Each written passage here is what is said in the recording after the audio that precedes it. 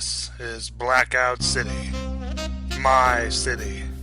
A dangerous city where nothing is what it seems to be, and the people here are not who they seem to be.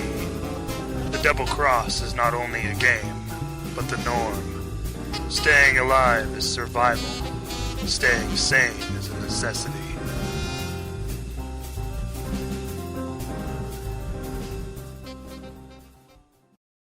Blackout City, Episode 1.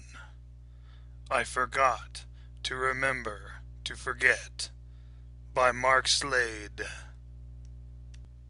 I saw the sun burst and bleed across a dark sky as the moon died a slow death to the morning sacrifice, and I wasn't feeling too hot myself. I drank another fifth of tequila and swallowed a handful of blue ribbons, hoping they would kill me. Blue ribbons are what I have to take for the pain in my face, or lack of face, I should say. They also help to remember things forgotten. It was just last year when I awoke from a bar fight to discover my identity was gone. Identity theft is punishable by death. When I catch the fucker, I will be his judge, jury, and executioner. I woke up with no memory of who I was, no face. It's also illegal to walk the streets disfigured or without an identity, so I ingest morphadril. It changes a person's appearance. If it wasn't for Morty, my contact on the street, and Lily, my fire red-haired secretary, I wouldn't be doing this at all. They keep me up to date. Fill in the blanks. There are a lot of blanks. Too many. I was on a case for a broad dressed like Grace Kelly. Her husband had died from an overdose of grunt. That's a muscle enhancer usually given out to Johns and government-funded whorehouses. My client was Casey Blackmore. She didn't want to believe her husband was a frequent visitor to Madame Lie's whorehouse. I saw my new face in the window reflection. Strong chin, slight overbite. Dark hair in a box top. No facial hair. Scar above my right cheek. And piercing blue eyes. She was in my office, sipping on a cup of Earl Grey tea, crossing and recrossing those long legs. It was hard to stay focused. "I'm sorry, Mr. Smoke," she said, looking a bit mystified. "I don't believe my husband would do such a thing to the family, or me for that matter. We have had a great sex life." That I could believe, if only it was true. She would have said, "I can't believe he would do that to me," before the family bit. Any man playing the tomcat on a dish like this is nuts to me. The Blackmore family run the manufacturing plant that makes Nepenthe, a drug used for treating high blood pressure, nervousness. They are a big contributor to the city for any project city wants. That's why it was odd Mrs. Blackmore didn't ask a special cop to look into her husband's death. "This whole business rubs me the wrong way, lady," I told her. I was watching the sun come up, holding the blinds partially open. "How so?" Her big brown eyes flashed an SOS sign at me. I told her what I thought. She shook her head, laughed nervously. "Mr. Smoke," she sat her cup on my desk, "it is also a well-known fact that my family and the pigs do not get along. Cedric's father was not on the up and up when he started out in the drug manufacturing business. Police Chief Gates hates us. Now I don't trust them anyway. No amount of money or influence would ensure that his death would be resolved. To the pigs, the case is closed." I felt bad for her, or hell, maybe it was the way she looked at me. Those large brown eyes, honey brown hair in a bun, and of course, those long, luscious legs in the paisley blue dress. She looked like a nice girl, but I was hoping underneath she was a bad girl all the way. "Okay," I said, tugging at my suspenders as I walked to my desk. "I am not much of a fan of the pigs either." Mrs. Blackmore stood, placed an envelope with $2,000 in money chips. She hesitated, came around the desk and kissed me on the left cheek. I was so surprised by her gesture, I nearly jumped out of my skin. "Thank you," she said softly. You won't regret this." She promptly exited my office, closing the door behind her. I touched my cheek, still in a daze. "You want to bet?" I said to her lilac fragrance that still lingered in the room. Then I heard this high-pitched whine. What the hell was that?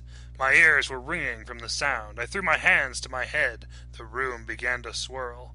As quickly as it began, the high-pitched whine disappeared. At this point, Lily walked in the office, her stilettos tap-tapping across the linoleum floor, giving me a headache. Lily tossed the microtape on my desk. I always videotape everything in my office. I learned that when I was a special operative for Hoover and those boys. Old habits die hard. "Another slit skirt for your hands to steal under, Joe?" Lily chewed her gum frantically, clucking it with her tongue and giving me the wife look, disapproving eyes and head cocked to the side. "No need for jealousy, baby," I told her. "I thought I proved that last night." Lily rolled her eyes. "Whatever. It's not dipped in gold." She breathed through her nose like a bull seeing a red hanky. "But you keep coming back," I grinned. "Bert's gonna find out, sooner or later," she said, her mood changing like the wind to concerned. She swallowed hard. "I do like you, Joe. A lot. But I love Bert."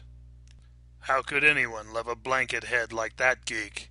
A real moron with a professor title at a college hardly anyone goes to except to get wasted for 4 years. That Coke bottle numbnut could never find out about us unless I made a stag film for him to see us doing it in an arena. Still, I would have to explain what sex was. "Nah," I said. "No way anyone will know, love duck." She smiled hugely, blushed. "Don't call me that at work." She popped a bubble hanging from those bright pink lips of hers. "Later, in your bed." Lily walked through the threshold of the office, turned, and smiled at me. I had to see Morty and get whatever information I could get on Cedric Blackmore, his last seen whereabouts, and maybe Casey, his wife. I caught Morty on the subway. We were riding with the Straights. Straights are soulless men and women working in the city's manufacturing plants, hopped up on soma. Soma is usually a depressant. If taken daily, you become a mindless zombie. Morty was rummaging through the Straight's pockets and purses. I grabbed his arm when he came to a man dressed in a shabby suit and holes in his shoes. "Morty, no," I told him. He looked at me, confused. "What?" The small man with a hook nose, small, beady black eyes, took his hand out of the man's coat pocket and shrugged. "Don't you feel bad taking from these people?" "What? Why?" Morty shook his head. "It ain't my fault they became a sheep. They chose this." He was right. They were given a choice to work in the factories and digest pills that render you useless, become slaves. But where you come from, as most of these poor shups are the case, come from a life Morty and I were never a part of. After the Chinese gas bombed us in 1947, most cities in America had to rebuild. Families were ravaged. People on the street became destitute. But there is a choice. They just aren't told about it, or encouraged. I heard that high-pitched whine again. My ears began to ring as my head was pounding. Squinting, I looked around. No one else seemed to hear this strange sound. Morty was staring at me. "You okay?" I heard his muffled voice. The sound hit its pitch, but soon was gone. Weakly, I nodded to him, shook off the last remaining pain between my ears. "Okay, Saint Morty of the Holy Thieves, give me some info on Blackmore." I pushed him along with the others out of the subway door when it came to a full halt. Soon we were on the sidewalk leading out of the terminal. We passed by a pig. It whirled, and its buttons on its chest lit up blue and red. The android in a police officer's uniform was scanning us. Morty and me do have records. Obvious what Morty has done. 4 convictions, 2 years in Church's Holy Detention Center. Me, it's more complicated. We haven't been nicked in a few years, though. So the pig did his number. His eyes flashed yellow. We were in the clear and on the city street again. I saw a legless man ride by us on his bicycle, his little nubs fiercely pumping away. Above us in a gray, misty sky, advertisements for the newest films resided with no help from billboards. Tanks ride through the street, helping to patrol in case of a Russian or Chinese invasion. A man dressed in robes was playing the part of Jesus, was standing on an orange crate. He was preaching the gospel, but no words come from his lips. He was miming to another man's voice from a record playing on a lopsided hi-fi. The record was stuck in a rut, playing a verse from the book of John over and over. I was following Morty. He was taking me to the Happy Outlook, a cafe he eats breakfast at every morning. He stopped to steal a paper while the vendor chased off some kids for stealing comic books. Morty smiled at me. "Need to keep informed," he said, and shuffled off quickly from the newsstand. "You want to know about Blackmore," he said. "What do you want to know?" "You know his family used to manufacture illegal drugs. Their money runs the city. They were the ones who had the drug laws changed. He died in a government-funded whorehouse." "That's funny. So he had the clap, did he? Only reason anybody goes to those places is because they ain't allowed to have sex with people that ain't diseased." "Who runs Madame Lie's whorehouse?" I asked as we sat down at a corner table, a little more private from a full house in the cafe. A bleached blonde with a beehive hairdo dropped menus on the table. "Why do they give me a menu? They know what I eat every morning. Burnt toast, coffee spam, and eggs," Morty told the waitress. "Mr. Bingo runs that house, Joe. That wacko clown owns all the joints on the boards, including Madame Lie's." Oh, fuck. I forgot about the boards. Dangerous beyond belief. No one in their right mind would go down that cluster of alleys and avenues with no street signs. Called the boards because at one time it was the only source of income the city had, was a boardwalk of circus and carnivals. Then Mr. Bingo had a breakdown of sorts. I heard he was angry at the new freak laws that were passed, a beautification of humans law, to actually rid the city of the embarrassing circus carnival business that they no longer needed to survive. Mr. Bingo went on a rampage, killing at least 100 people, taking over the boards in the process. The cops and he have an arrangement. They don't go into the boards. He doesn't kill any of the pigs. I had no idea he had extended the boards into Pleasant Street. I ordered a plate of fried potatoes and a glass of milk. Those damn pill and inhalers for Morphadril always do a number on my stomach. But if I don't have anything in my stomach, I can't take the medicine. No medicine, no memory, no face, and horrible pain without a face. "Why would he be in her place, Morty?" I said, wiping my side of the table clean of crumbs.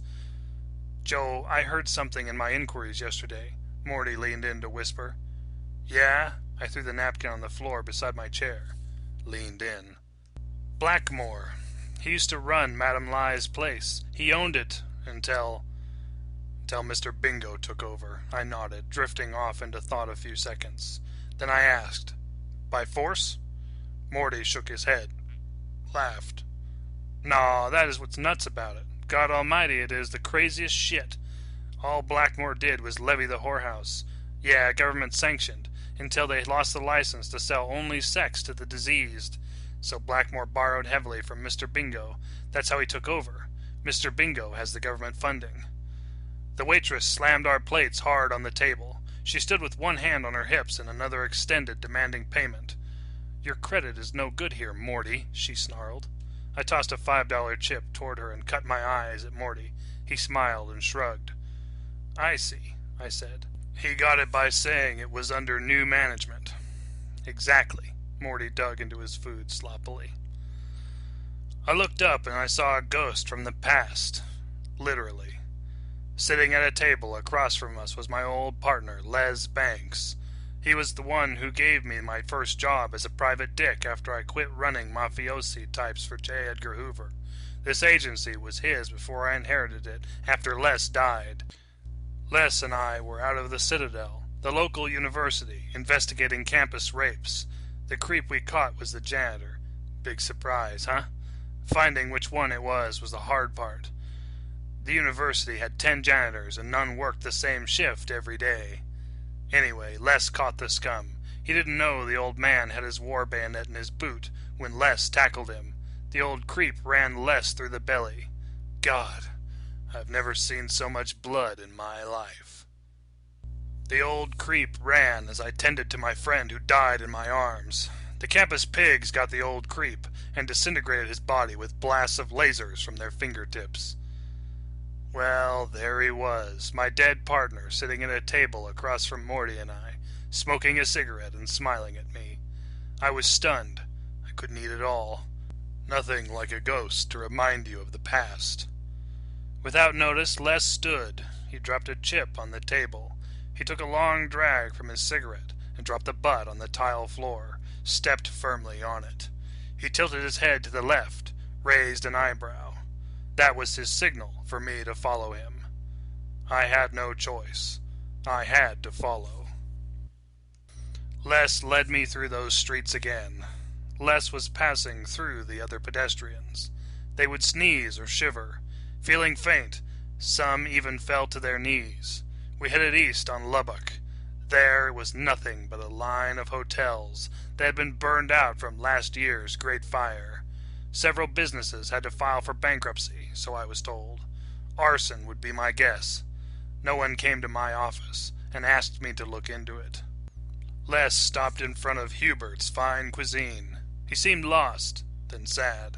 He was looking around the corner, stopped, thawed a second. Inside there were several patrons trying to eat their meals, became nervous from seeing me standing under street lamps. I wasn't watching them, but it mattered none, for the restaurant manager came out to shoo me away.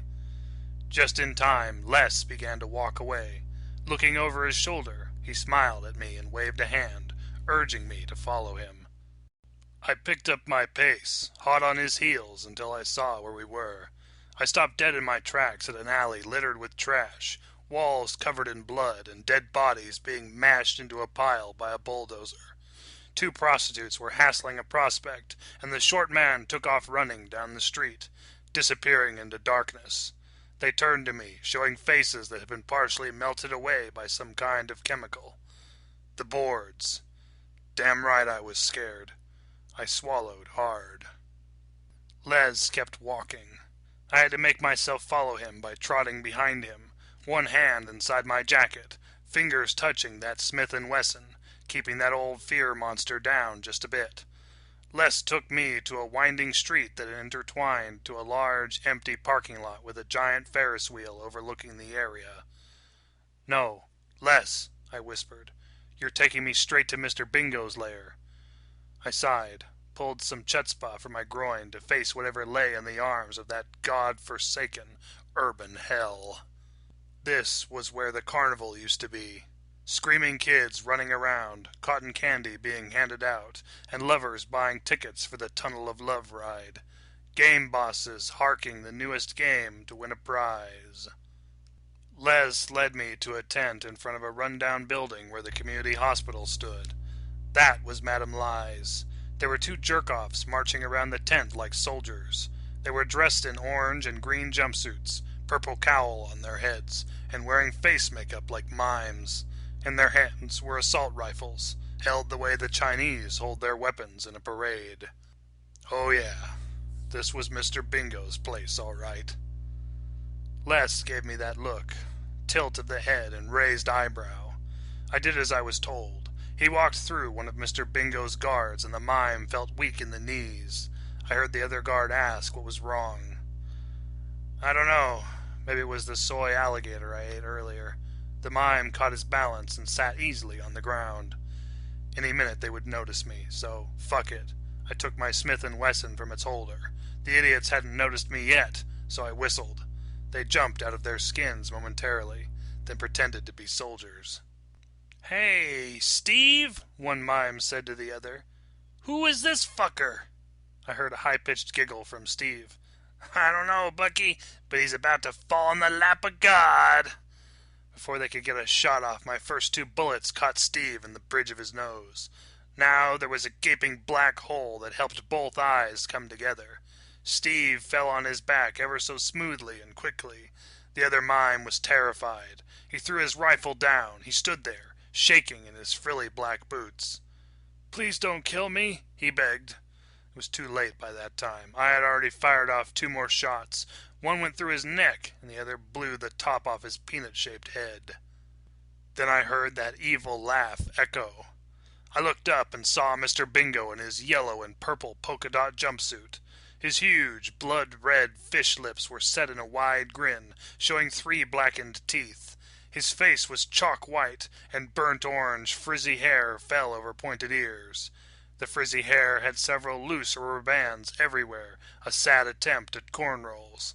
Standing beside him was Madame Lai, a beautiful half-Asian, half-Negro, her hair in a beehive with white streaks down the sides. She was clutching his flabby arms with one hand and trying to keep her silk robe closed with the other. "That was a great gag, Mr. Bingo said, laughed heartily. "Come into a general's compound and kill his guards. You must be a showboat or something." I smiled. "Yeah," I said, "or something. You don't recognize me?" "You one of Gates' boys?" he asked, a tinge of hatred in his voice. "I paid that fucker last week." "I'm no pig," I said.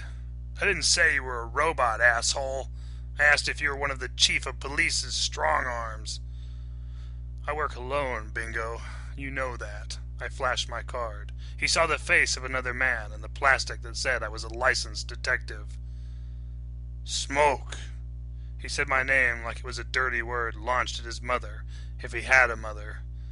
"I heard you were working for the feds again. I also heard you were in a dingy cell in Nebraska for lack of identity." Me working for the Hoovers again. That was news to me. "You can't believe everything you hear, Bingo."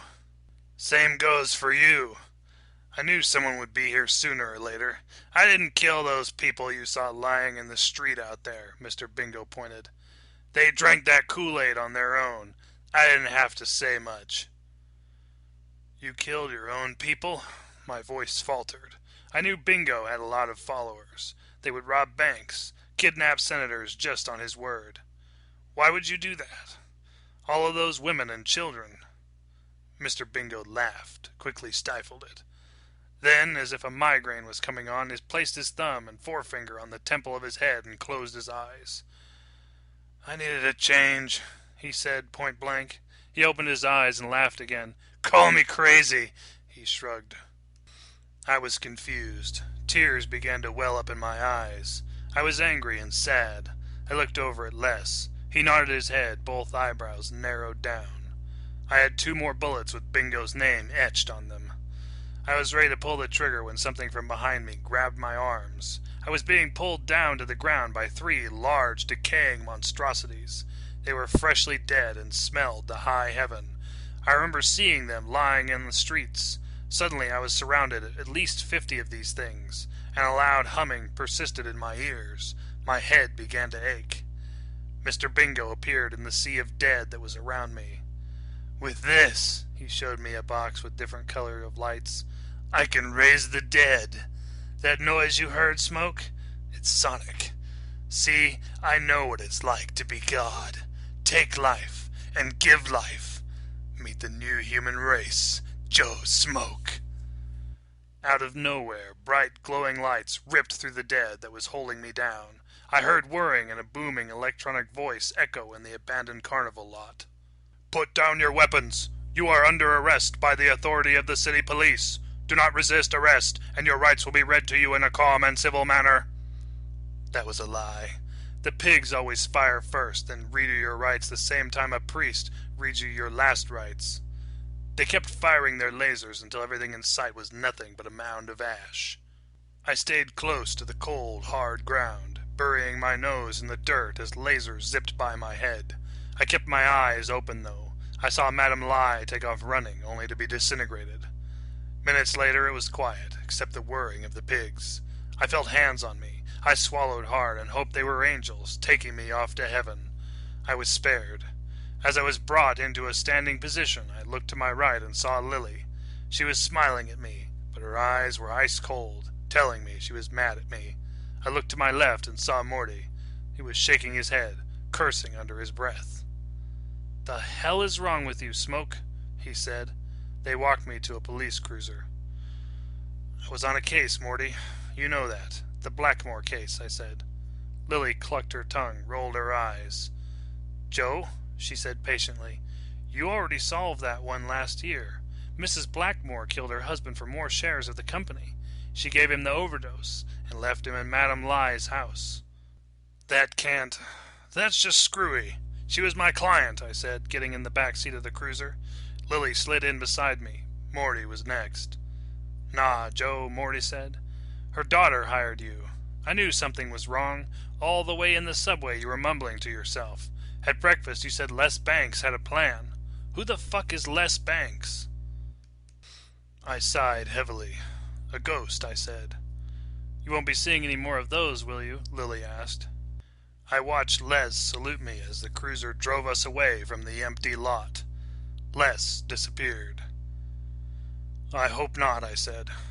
I hope the hell not.